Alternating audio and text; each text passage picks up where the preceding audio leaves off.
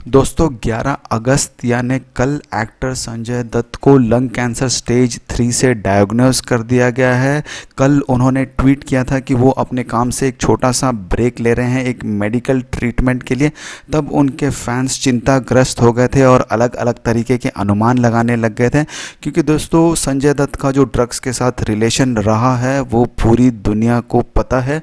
तो इस वीडियो में हम लोग यही देखेंगे कि लंग कैंसर क्या होता है, ये कौन से स्टेज में है, ये किस तरह से पता लगाया जाता है, और स्टेज 3 जिससे कि संजय दत्त को डायग्नोस किया गया है उसके और कौन कौन से टाइप्स होते हैं, इसके सिम्टम्स क्या क्या होते हैं, इसको डायग्नोस किस तरह से किया जाता है, और इस पूरे मामले में युवराज सिंह का क्या रेस्पॉन्स रहा है, क्योंकि वो खुद भी लंग कैंसर से गुजरे हुए हैं, वो ठीक हुए हैं। ये सब जानेंगे इस वीडियो में। दोस्तों मैं Shashi Thakur, welcome to Book Hive educators.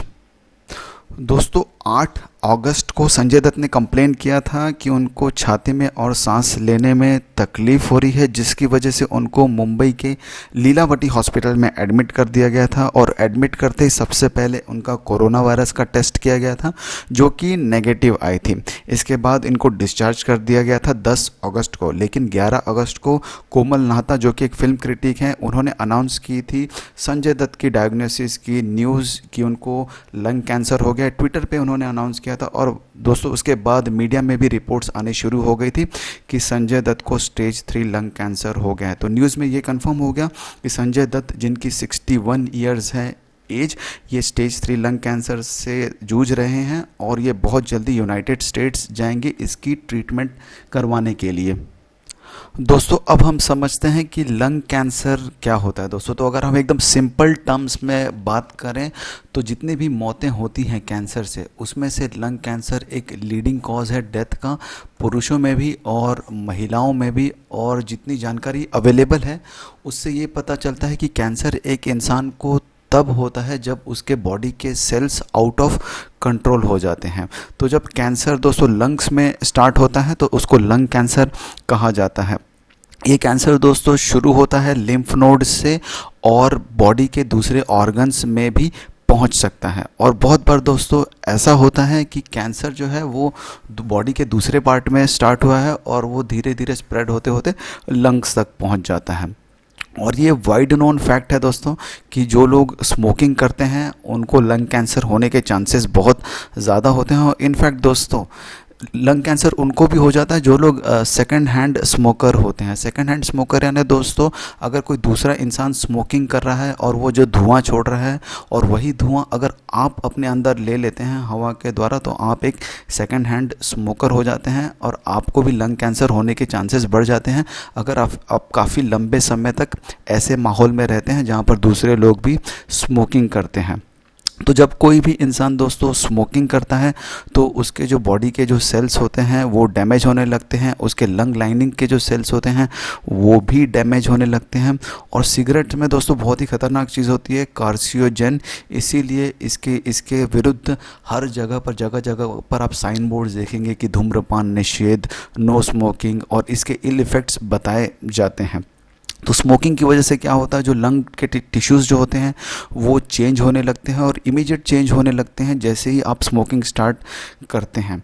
और दोस्तों इतनी सारी बातें करने के बाद अगर आप ऐसा सोच रहे हैं कि अगर आप स्मोकिंग नहीं करते हैं तो आपको लंग कैंसर नहीं होगा, तो ऐसी बात नहीं है। अगर आप स्मोकिंग नहीं भी करते हैं तो भी आपको लंग कैंसर हो सकता है। तो जब दोस्तों बॉडी के सेल्स डैमेज होते हैं तो हमारा बॉडी का जो नेचुरल डिफेंस मैकेनिज़्म होता है वो उसे लड़ने की कोशिश करता है, वो सेल्स को रिपेयर करने की कोशिश करता है। लेकिन अगर कोई लंबे समय तक स्मोकिंग कर रहा है तो हमारा बॉडी का नेचुरल डिफेंस मैकेनिज़्म भी उसके सामने हार जाता है और हमारे लंग्स की जो लाइनिंग है वो डैमेज हो जाती है और फाइनली किसी भी इंसान को कैंसर हो जाता है। अब हम देखते हैं कि ये लंग कैंसर कौन से स्टेज में है, ये किस तरह पता लगाया जाता है। तो इसको पता करने का एक 3 क्राइटेरिया होते हैं जिनको कहा जाता है TNM। टी का मतलब होता है ट्यूमर, एन का मतलब होता है नोड, एम का मतलब होता है मेटास्टेसिस। तो मेडिकली पता लगाया जाता है कि ट्यूमर का साइज़ कितना बड़ा हो गया है, ये कहाँ पर लोकेटेड है और ये लिम्फ नोड से कितना नज़दीक है, और कैंसर जहाँ से शुरू हुआ था वहाँ से ये स्प्रेड होकर कितनी दूर तक पहुँच चुका है। तो अब हम देखते हैं कि स्टेज 3 लंग कैंसर के कितने टाइप्स होते हैं जिससे कि संजय दत्त को डायग्नोस किया गया। तो इनफैक्ट दोस्तों स्टेज 3 कैंसर को भी 3 ग्रुप्स में बांटा जा सकता है, स्टेज 3A, स्टेज 3B और स्टेज 3C। तो स्टेज 3A जो होता है इसमें जो ट्यूमर्स होते हैं या फिर अगर एक ही ट्यूमर है वो तो सिर्फ एक ही लंग में प्रेजेंट होता है, ये अगल बगल के टिश्यूज़ को इफ़ेक्ट कर चुका होता है लेकिन ये दूसरे ऑर्गन्स तक नहीं फैला होता है, ये स्टेज ए होता है। स्टेज बी में क्या होता है दोस्तों, ट्यूमर्स जो सेम लंग में होते हैं लेकिन वो स्प्रेड कर चुके होते हैं, लिम्फ नोड्स तक स्प्रेड कर चुके होते हैं, कॉलर बोन के ऊपर स्प्रेड कर चुके होते हैं और चेस्ट का जो अपोजिट साइड है वहाँ पर भी उनके स्प्रेड होने की पॉसिबिलिटी होती है, लेकिन ये अभी तक दूसरे ऑर्गन्स तक नहीं स्प्रेड हुए होते हैं। स्टेज 3 जो होता है दोस्तों, स्टेज सी जो फाइनल स्टेज होता है, ये एकदम एडवांस्ड स्टेज होता है। इसमें लंग कैंसर जो है वो लिम्फ नोड्स तक फैलता है, कॉलर बोन के ऊपर भी फैल चुका होता है और चेस्ट के ऑपोजिट साइड तक फैल चुका होता है, यानी स्टेज बी की सारी कंडीशंस इसमें मीट होती हैं। लेकिन इस स्टेज में डिफरेंट ये होता है कि ये चेस्ट वॉल तक पहुंच चुका होता है, ब्रेस्ट बोन या फिर जो नियर बाय टिश्यूज़ होते हैं वहाँ तक भी फैल चुका होता है इसमें।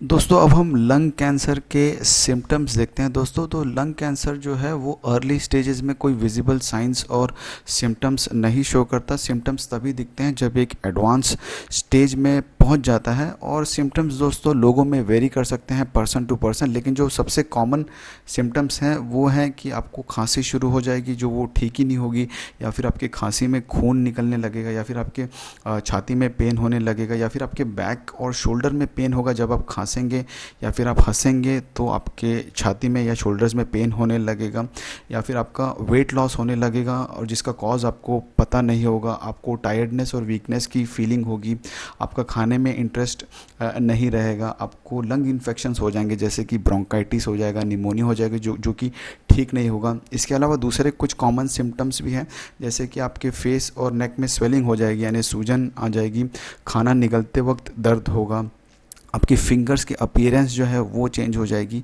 दोस्तों इसमें से बहुत सारे अपीयरेंसेस जो हैं सिम्टम्स जो हैं वो लंग कैंसर से नहीं होते, लेकिन आप जितने से जल्दी आप डॉक्टर को कंसल्ट करेंगे उतना आपके लिए बेहतर होगा, क्योंकि अगर इसको अर्ली स्टेजेस में ही पता लगा लिया जाए कि आपको लंग कैंसर है तो आपको ठीक करने के ज़्यादा ऑप्शंस अवेलेबल होंगे। अब हम देखते हैं कि लंग कैंसर की डायग्नोसिस की जाती है। तो दोस्तों अगर आप हैबिचुअल स्मोकर नहीं हैं और अगर ऐसा कोई रिस्क नहीं है जिससे कि आपको कैंसर हो सकता है तो डॉक्टर आपका लंग कैंसर का रूटीन टेस्ट नहीं करेंगे, और अगर टेस्ट करना होता है तो सबसे पहले डॉक्टर्स एक्सरे करते हैं और अगर डॉक्टर्स को कोई शक होता है तो उसके बाद वो कुछ और फॉलो अप टेस्ट भी करते हैं। तो ये फॉलो अप टेस्ट में दोस्तों इंक्लूडेड है कंप्यूटेड टोमोग्राफी जिसको हम कॉमनली सीटी के नाम से भी जाने जाते हैं, इसके बाद पीईटी, एमआरआई या फिर बोन स्कैन भी किया जाता है, और कुछ ऐसे केसेस में दोस्तों अगर डॉक्टर्स को और ज़रूरत पड़ी तो वो आपके टिश्यू का भी एग्जामिनेशन कर सकते हैं बायोप्सी द्वारा। दोस्तों अब हम युवराज सिंह की रिस्पांस देख लेते हैं, उनका क्या रिस्पांस रहा इस पूरे मामले में, क्योंकि उनको भी लंग कैंसर हुआ था, वो ठीक हुए थे लंग कैंसर से। तो उन्होंने तो सबसे पहले प्रार्थना की है कि संजय दत्त जल्दी ठीक हो जाएं। उन्होंने ट्वीट करके कहा कि वो जानते हैं कि किस तरह का पेन होता है इसकी ट्रीटमेंट में और उन्होंने ये टफ़ फेस देखा है और संजय दत्त भी टफ़ है इसलिए वो भी ठीक हो जाएंगे, और उन्होंने स्पीडी रिकवरी की प्रार्थना की है। दोस्तों युवराज सिंह को कैंसर हुआ था 2011 के वर्ल्ड कप में। 2011 के वर्ल्ड कप में वो बहुत ही फॉर्म में थे, तो उन्होंने खुद एडमिट किया था कि उनको बहुत सारे सिम्टम्स आ रहे थे लेकिन वो उसको इग्नोर कर रहे थे। उनको सिम्टम्स आ रहे थे जैसे कि सांस लेने में उनको प्रॉब्लम हो रही थी और खांसी में उनके भी खून निकल रहा था, उनका स्टेमिना कम हो गया था। तो इसलिए उन्होंने डॉक्टर के पास विज़िट की और उनको फाइनली उनको पता चला कि उनको सेमिनोमा लंग कैंसर हुआ है। उनके लेफ़्ट लंग में एक ट्यूमर धीरे धीरे बढ़ रहा था और उन्होंने ये सोचा कि अगर इसका ट्रीटमेंट करवाना है तो उनको क्रिकेट से विदा लेनी पड़ेगी और उनको कीमोथेरेपी करवानी पड़ेगी। तो वो डर रहे थे क्योंकि कीमोथेरेपी ट्रीटमेंट प्रोसेस के बहुत सारे साइड इफ़ेक्ट्स होते हैं। तो युवराज सिंह को जो लंग कैंसर हुआ था वो रूटीन लंग कैंसर नहीं है। जो लंग कैंसर की हम बात कर रहे हैं वो बहुत ही ख़तरनाक होता है, उसका सर्वाइवल रेट बहुत कम होता है, और फॉर्चुनेटली दोस्तों युवराज सिंह को सेमिनोमा लंग कैंसर हुआ था जिससे बचने के चांसेस बहुत होते हैं अगर उसको अर्ली डायग्नोस कर लिया जाएगा। तो उसको ईजिली प्रोग्नोसिस किया जा सकता था। तो युवराज सिंह को बहुत ही जल्दी पता चल गया था और उनके पास एक ही ऑप्शन था कि अगर उनको वापस क्रिकेट खेलना है तो उनको कैंसर का इफ़ेक्टिव ट्रीटमेंट करवाना पड़ेगा। इसलिए वो बोस्टन और इंडियापोलिस गए 2012 में और रिपीटेड राउंड्स लिए उन्होंने कीमोथेरेपी की। वहाँ पर जहाँ पर पहले साइकिलिस्ट लांस आर्मस्ट्रॉन्ग का भी इलाज हुआ था, उन्होंने 3 साइकिल्स लिए कीमोथेरेपी की और फिर वो ठीक होकर इंडिया में आ गए थे। तो दोस्तों ये था आज का वीडियो। अगर आपको वीडियो पसंद आया होगा तो प्लीज़ लाइक और शेयर करिएगा। कल हम हाजिर होंगे आपके सामने एक नए वीडियो के साथ में। Thank you very much.